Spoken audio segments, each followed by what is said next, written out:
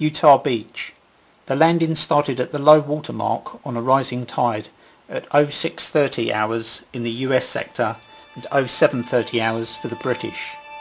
Strong coastal currents and obscuration of landmarks due to smoke from naval bombardment meant the American invasion forces landed 2,000 yards south of their planned objective on Utah Beach.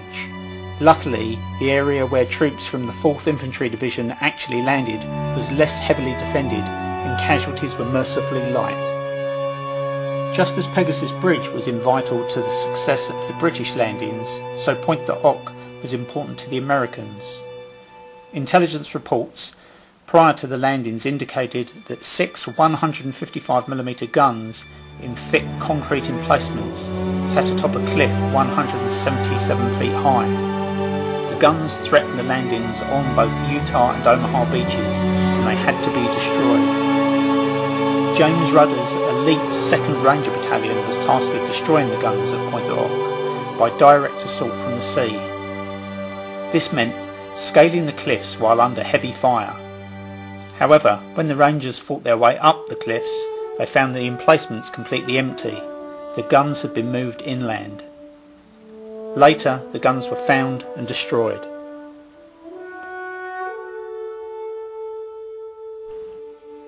Omaha Beach. Omaha Beach was the objective of the US 1st and 29th Infantry Divisions.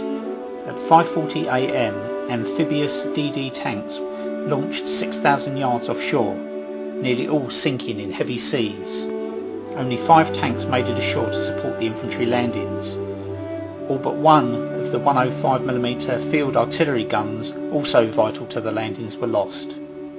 To make matters even worse, the naval and air bombardment had done little to reduce the German defensive positions commanding the exposed beach. Seasick, heavily laden troops of the 9 companies in the first assault wave were decimated by German machine gun fire, heavy mortar and artillery fire.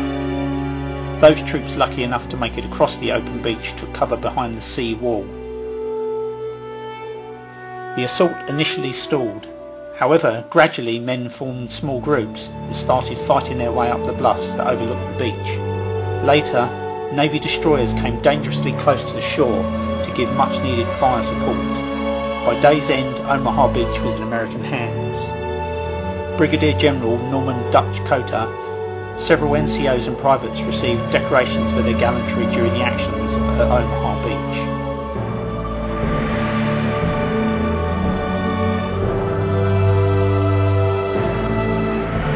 By day's end, around 34,250 men had been landed on Omaha Beach.